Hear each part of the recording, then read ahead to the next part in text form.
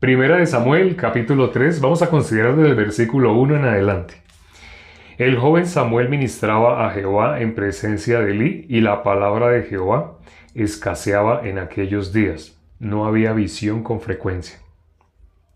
Y aconteció un día que estando Elí acostado en su aposento, cuando sus ojos comenzaban a oscurecer de modo que no podía ver, Samuel estaba durmiendo en el templo de Jehová, donde estaba el arca de Dios.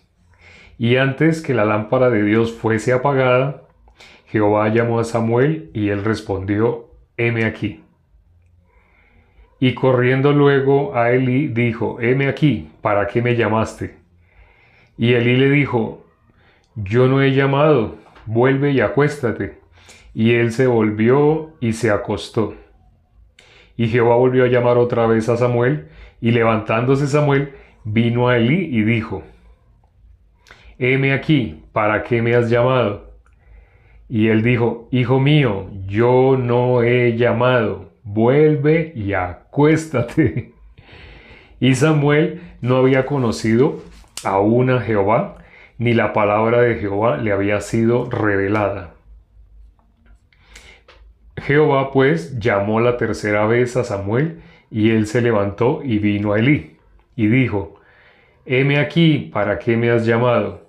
Entonces entendió Elí que Jehová llamaba al joven. Y dijo Elí a Samuel: ve y acuéstate, y si te llamare, dirás: habla Jehová, porque tu siervo oye. Así se fue Samuel y se acostó en su lugar. Y vino Jehová, y se paró, y llamó como las otras veces: Samuel, Samuel. Entonces Samuel dijo: habla, porque tu siervo oye. Y Jehová dijo a Samuel: he aquí, haré yo una cosa en Israel, que quien la oyere le retiñirán ambos oídos. Aquel día yo cumpliré contra Elí todas las cosas que he dicho sobre su casa desde el principio hasta el fin. Y le mostraré que yo juzgaré su casa para siempre por la iniquidad que él sabe. Porque sus hijos han blasfemado a Dios, y él no los ha estorbado. Por tanto, yo he jurado a la casa de Elí que la iniquidad de la casa de Elí no será expiada jamás, ni con sacrificios ni con ofrendas. Y Samuel estuvo acostado hasta la mañana, y abrió las puertas de la casa de Jehová, y Samuel temía descubrir la visión a Elí. Llamando pues Elí a Samuel, le dijo: hijo mío, Samuel. Y él respondió: heme aquí. Y Elí dijo: ¿qué es la palabra que te habló? Te ruego que no me la encubras. Así te haga Dios y aún te añada, si me encubrieres palabra de todo lo que habló contigo. Y Samuel se lo manifestó todo sin encubrirle nada. Entonces le dijo Jehová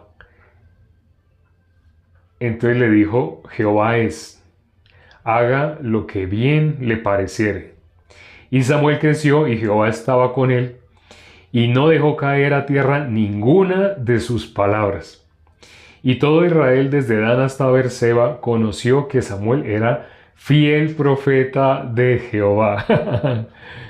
Y Jehová volvió a aparecer en Silo, porque Jehová se manifestó a Samuel en Silo por la palabra de Jehová. Aquí vimos ya todo el capítulo 3 de Samuel. Ayer miramos más detenidamente sobre los hijos de Samuel. ¿Cuál era esa maldad que había en los hijos de Elí? En los hijos de Elí. Samuel es el joven, el profeta.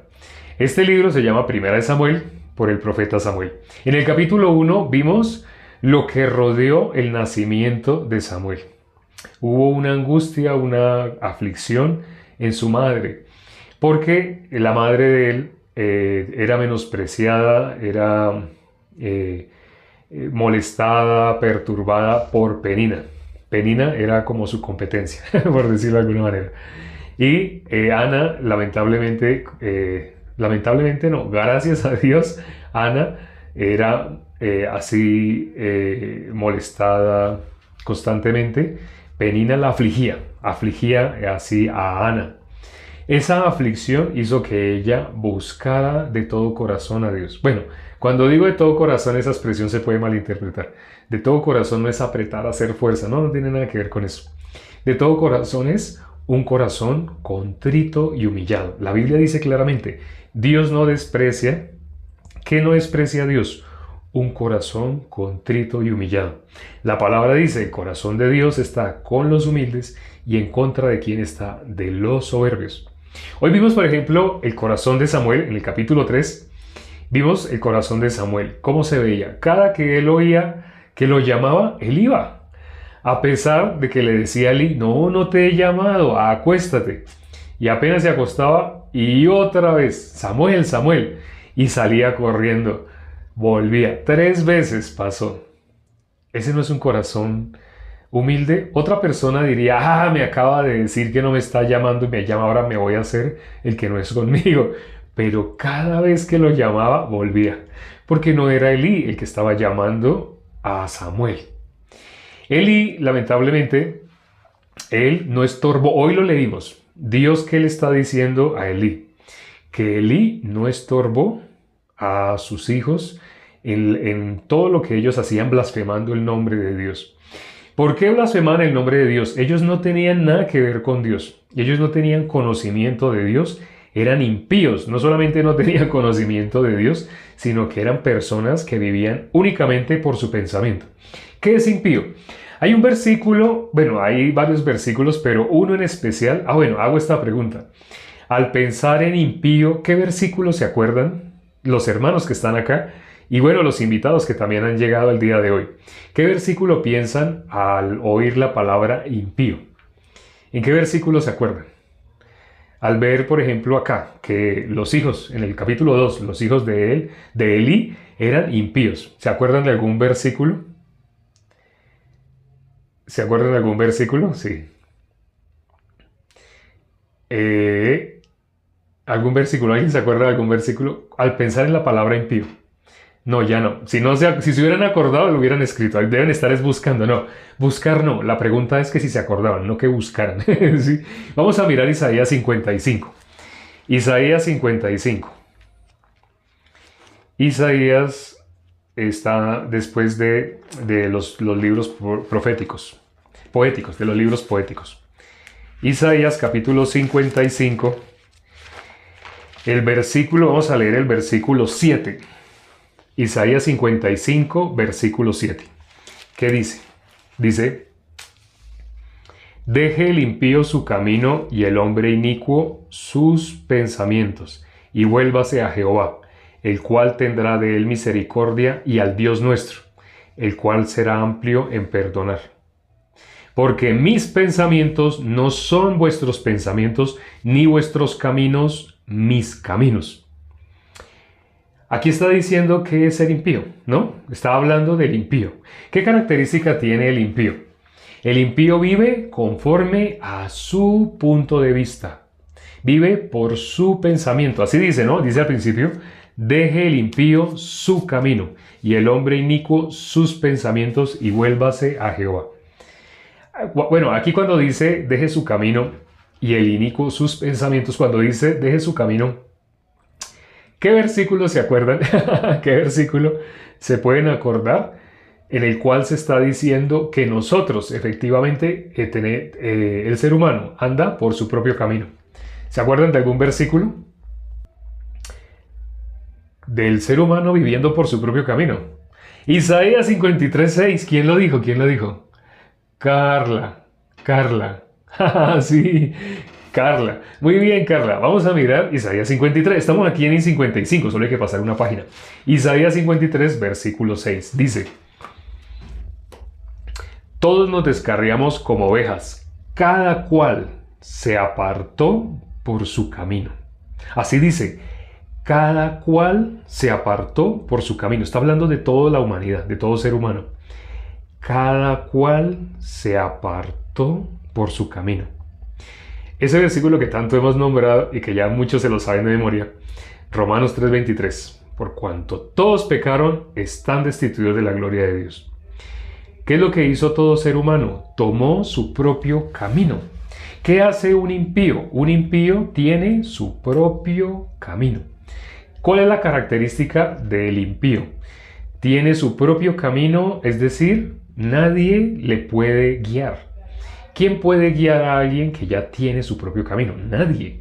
Si él tiene su propio camino, esa persona, ¿de quién recibe guía? De sí mismo. ¿Dónde se esconde Satanás? En sí mismo. ¿Qué es lo que pasaba con los hijos de Elí? Ellos eran hombres impíos. Ellos eran inicuos, impíos. Ellos se guiaban por su punto de vista. Ellos vivían como vive el común de las personas, por la ciencia del bien y del mal. ¿Qué es eso de la ciencia del bien y del mal? Bueno, veo que han llegado personas nuevas. La ciencia del bien y del mal es el árbol que comió Adán y Eva en el momento que se separaron de Dios. Dios dijo, el día que comas de ese árbol, ¿de cuál árbol? El árbol de la... No fue una manzana, ¿no? Para algunos que sé que se están enterando en este momento. Si les preguntara solamente cuál fue el fruto que comió, más de uno me escribiría manzana, manzana. No, no es eso. Eso es lo que se ha enseñado extrabíblicamente. No es bíblico. No es bíblico. Lo que realmente comió ellos, el árbol que ellos probaron fue el árbol de la ciencia del bien y del mal. Dios dijo que cuando comieran de ese árbol ciertamente morirían. Al lado ahí cerquita, más exactamente en todo el centro, estaba el árbol de vida. El otro árbol estaba ahí, también, estaban cerquita, uno cerca al otro. En el centro, ¿cuál estaba? Dice la Biblia, el árbol de la vida, en el medio del huerto. Pero también estaba el árbol de la ciencia del bien y del mal. Estando los dos árboles, el ser humano, en vez de tomar el árbol de vida, que tomó el árbol de la ciencia del bien y del mal. Es decir, murió para Dios, pero quería vivir eternamente para sí mismo. Dios tuvo que hacer algo. En el versículo 22 de Génesis 3, Dios evitó que el ser humano se acercara al árbol de vida después de que había comido el árbol de la ciencia del bien y del mal. Al comer el árbol de la ciencia del bien y del mal, el corazón que tuvo el ser humano le fue transmitido. Ese corazón no era de él. Por eso dice la Biblia, el hombre fue engañado. Satanás engaña al mundo entero. Y no solamente porque lo engañó el mundo entero en Adán. No. Constantemente, cuando vimos a las personas hablando con la ciencia del bien y del mal, ya las personas no tienen nada que ver con Dios. Esa persona tiene corazón de Dios. La persona que sabe qué es lo que está bien, sabe qué es lo que está mal. Hay algo que no necesita. Una persona que cree que sabe, realmente no lo sabe. Solo cree que sabe qué es lo que está bien y qué es lo que está mal.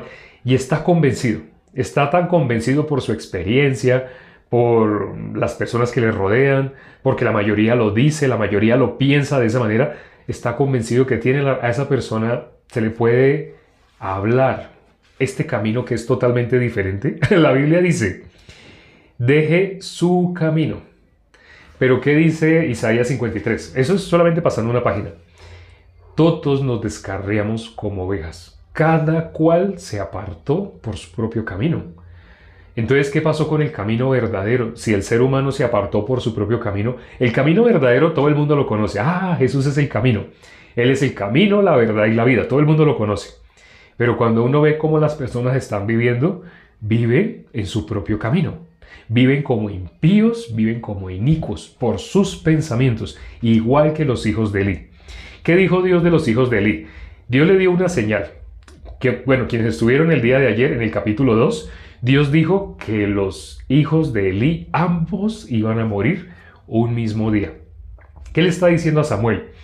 Que ni una sola palabra de la que Dios profirió va a quedar sin cumplimiento. Es decir, todo lo que dijo de los hijos de Elí, que ambos iban a morir en un mismo día, eso Elí lo iba a hacer, iba a recibir como iba a estar presente o iba a estar vivo para saber que sus dos hijos murieran. Es terrible normalmente que un padre vea morir a un hijo, lo normal.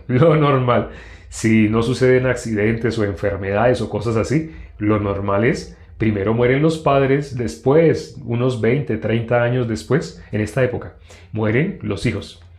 Pero en el caso de Elí, Dios le dijo que sus 2 hijos iban a morir. Mientras él está en vida, sus 2 hijos iban a morir. Qué noticia tan terrible para un padre, pero ¿por qué Dios le dijo esto? Porque él, hoy ya lo dice más claramente, porque Elí nunca los estorbó. Elí vio el camino que ellos llevaban, un camino de impíos, de inicuos. Es más, no sé si se dieron cuenta algo curioso que pasa en el capítulo 3. La palabra de Dios aún no le había sido mostrada a Samuel.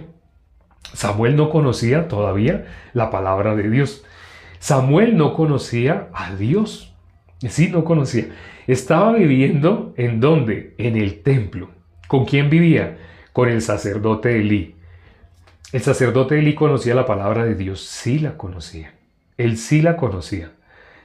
Sus hijos no. Ni sus hijos ni el que había llegado a ser como criado de Elí. Es decir, en el caso de Moisés, comparamos el caso de Moisés con el caso de Elí. ¿Quién era el criado de Moisés?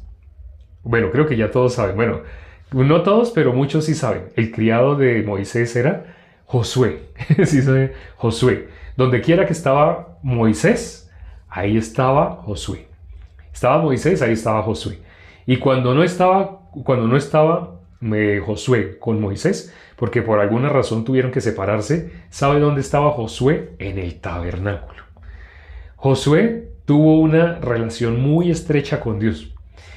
Josué no conocía de Dios, sí conocía de Dios. ¿Cómo vivía Moisés? Moisés vivía de tal manera que todo el que estaba alrededor de Moisés sabía de Dios, sabía el camino de Dios. Pero en el caso de Elí no es así. En el caso de Elí ya es un muchacho, ya no es un bebé. Se lo llevaron, apenas fue destetado. Le llevaron a Samuel y se lo dejaron. Pero ¿cuántos años habrían pasado? No aparece el registro de cuántos años habían pasado, pero ya era un muchacho. Pongámosle mínimo 10 años. Y no conocía de Dios. Entonces este sacerdote que sí conocía de Dios, ¿por qué permitió que sus hijos y este joven que le fue dado, le fue confiada la vida de este joven para que lo instruyera en el camino de Dios? ¿Dónde acudió Ana? Al templo.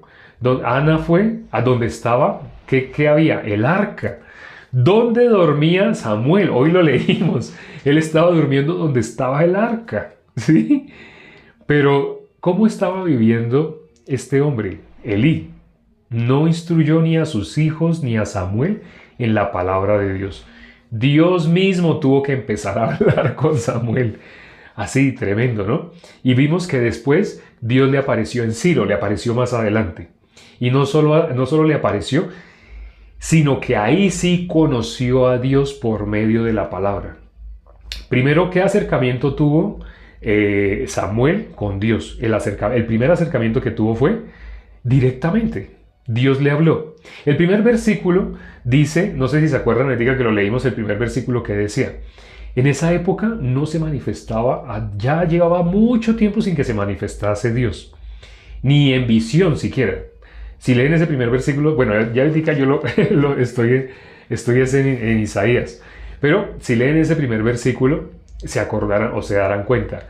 En esa época ya no había ese tipo de manifestaciones. ¿En qué época? En la época de este sacerdote corrupto, de Elí, un sacerdote corrupto.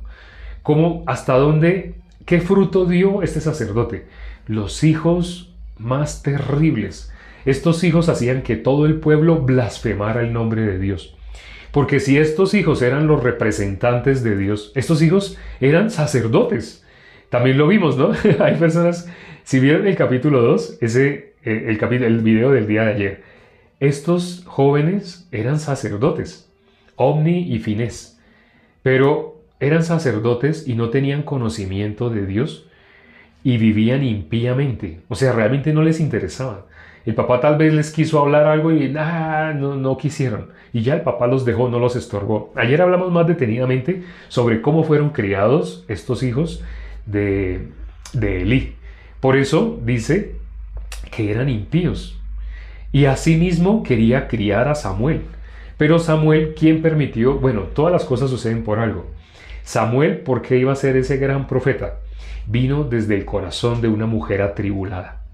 Una mujer que tenía su corazón quebrantado. Al corazón quebrantado y contrito y humilde, Dios no lo desprecia. Hago esta pregunta. Digamos un matrimonio, hablemos de un matrimonio, porque sabemos que la Biblia se refiere al matrimonio como nuestro Señor Jesucristo y nosotros la esposa. Entonces, y muchas veces cuando se habla, por ejemplo, de la mujer virtuosa, muchas personas solamente se imaginan humanamente, hombre, mujer. Está hablando de la iglesia, está hablando de la iglesia. Dios, ¿cómo ve a su iglesia? Santa, perfecta, justa. Así Dios ve a la iglesia. Dice la Biblia en Romanos 4 que llama las cosas que no son como si fueran.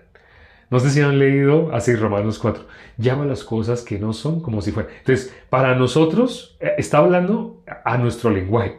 Para nosotros, no, falta mucho tiempo para que sea.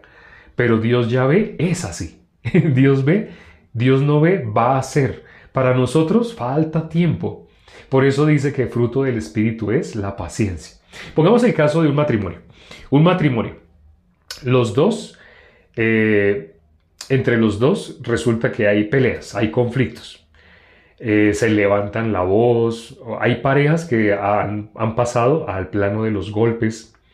Y bueno, entre golpes, decir un hombre y una mujer golpeándose, ¿quién gana? Hago esta pregunta. Entre un hombre y una mujer, los dos dándose golpes a mano limpia, sin usar herramientas ni cuchillos, ¿quién gana? ¿Quién ganaría así una pelea a golpes? Hombre como el hombre. Sí, el hombre ganaría. Porque el hombre, por su musculatura, su forma, tiene 70% más fuerza. Un hombre que no haya levantado pesas, que nunca haya hecho ejercicio, solamente por tener la hormona que tiene y el sistema muscular que tiene 70% más fuerza que la mujer. Ya con entrenamiento hay mujeres que pueden de pronto igualar la fuerza de hombres que no hagan nada de ejercicio, nada de fuerza. Pero en condiciones normales el hombre tiene más fuerza.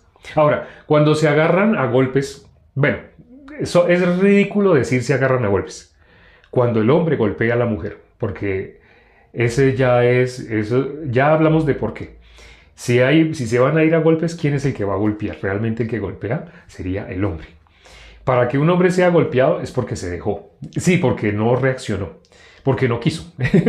Pero esos son casos raros, pero también sucede. Pero lo normal en una pelea de golpes, el hombre golpea a la mujer. Ahora, hago esta pregunta. Espero que ahorita no se pongan a pensar en feminismo, machismo. No piensen así. Estamos hablando de un lenguaje espiritual. Entonces, cuando se pelean, cuando el hombre golpea a la mujer, ¿por qué la golpea? Hago esta pregunta. ¿Por qué el hombre golpea? Hay hombres que golpean a sus esposas. ¿Por qué el hombre golpea a su esposa? ¿Quién sabe la respuesta? ¿Por qué el hombre golpea a su esposa? ¿Qué es lo que hace que el hombre golpee a su esposa? ¿Por qué golpea?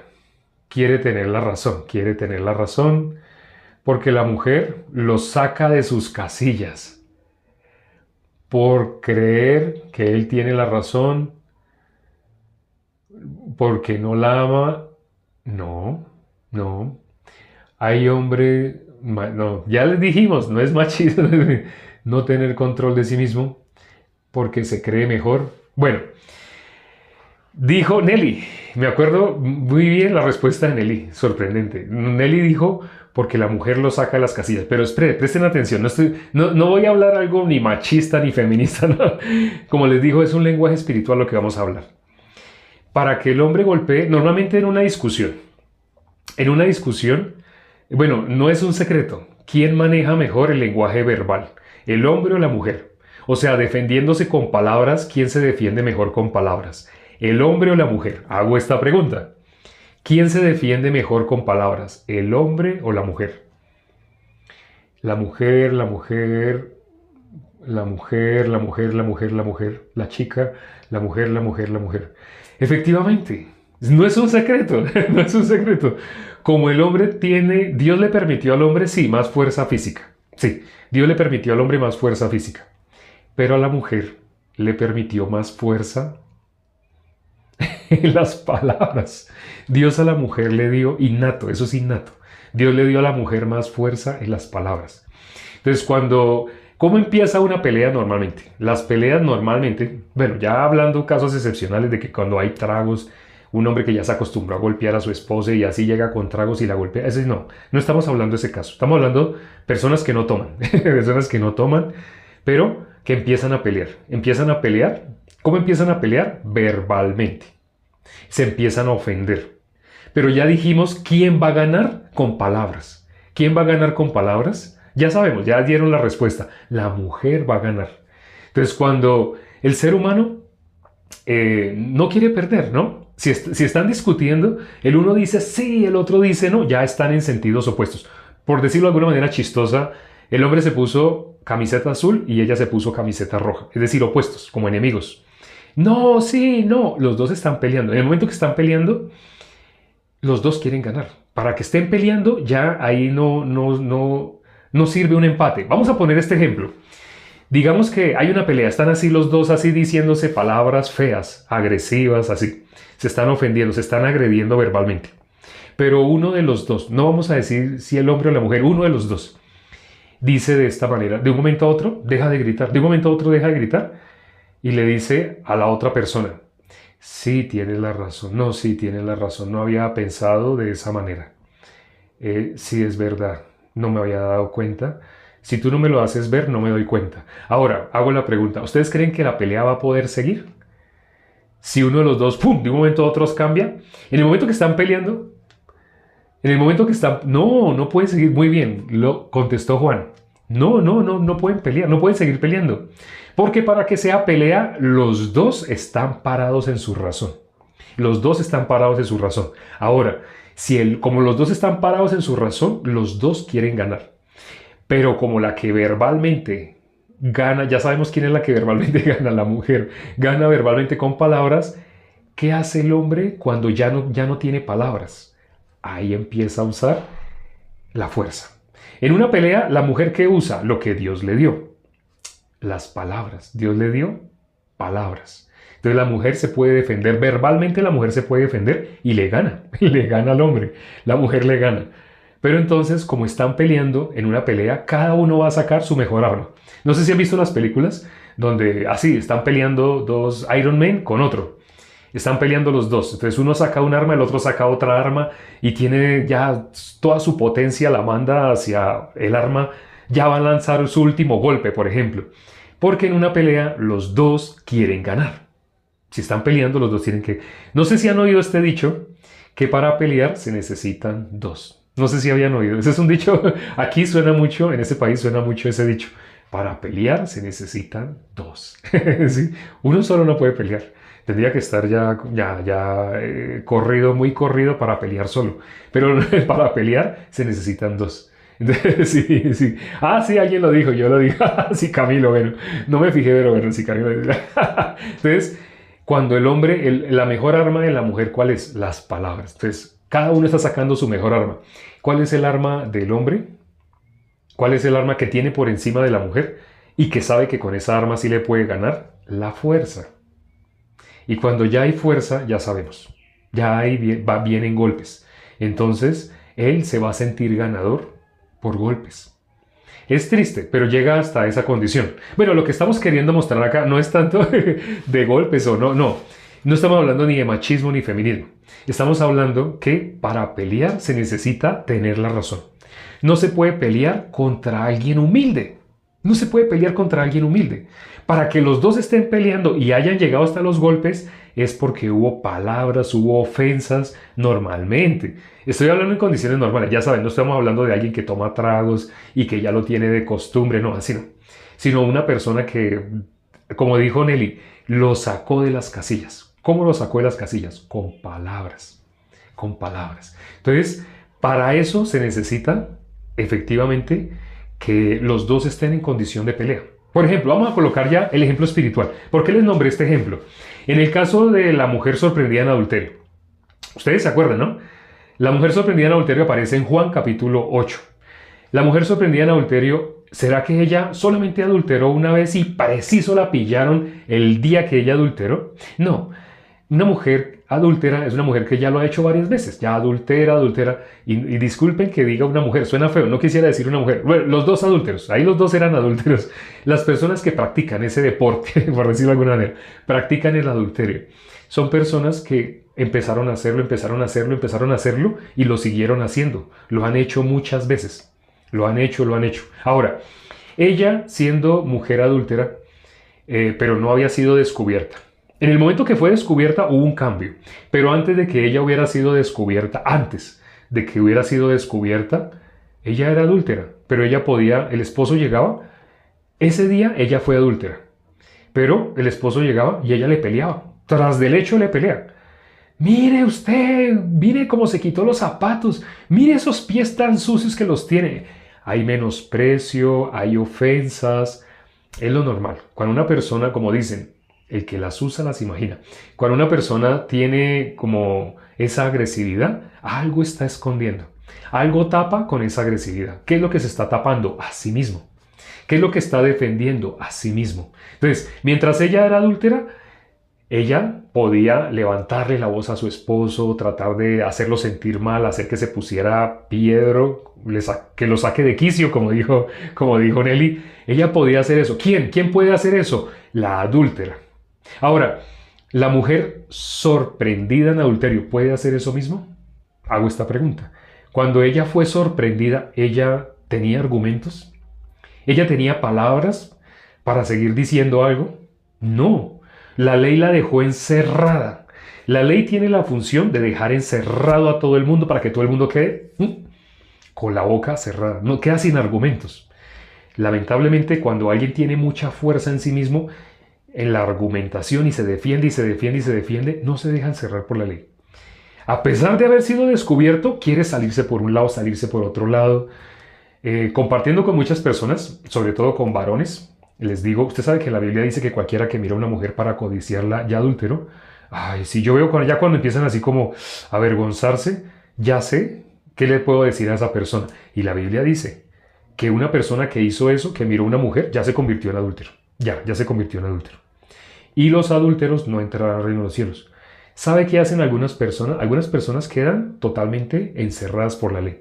Y me dicen, ay, pero es tan difícil. Pero sí tiene toda la razón.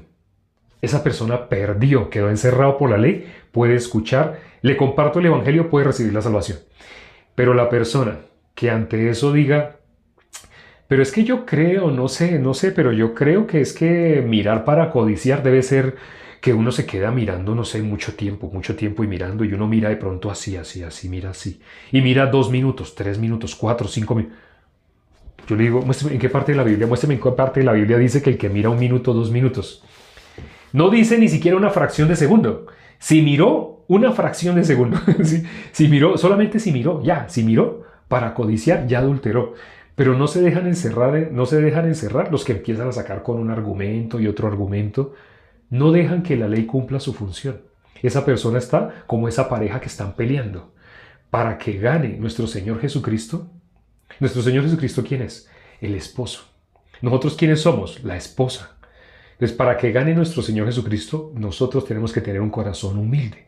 Un corazón dispuesto a llegar a esa condición en la cual digamos, sí, yo no me había dado cuenta. Ay, yo voy para el infierno. Les conté como a un niño, compartiéndole con la palabra y mostrándole la ley, el niño se puso pálido.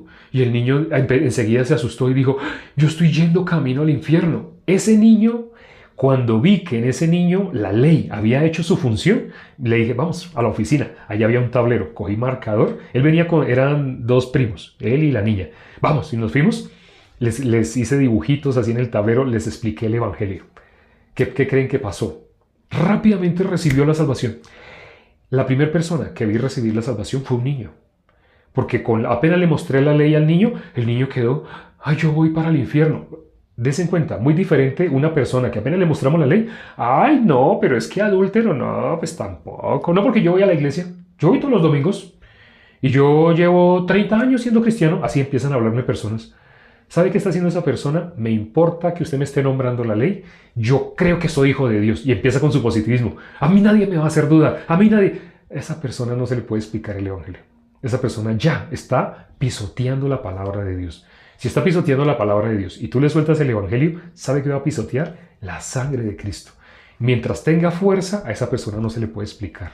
Todavía no. Todavía esa persona tiene que rendirse ante la palabra. Vamos a orar ya para terminar. Nos pasamos otra vez como es de costumbre últimamente. Vamos a orar. Padre, gracias por este tiempo que nos permites para considerar tu palabra. Gracias porque no habíamos considerado así sobre la vida de estos jóvenes, estos hijos de Elí, ni la vida de Elí. Pero ahorita leyendo la palabra pudimos ver cómo Elí nunca los estorbó. Dios le hizo reclamo a Elí de que no los estorbó en la blasfemia que hacía que sus hijos cometieran. Sus hijos eran como representantes de Dios, pero representantes de ser siervos de Dios.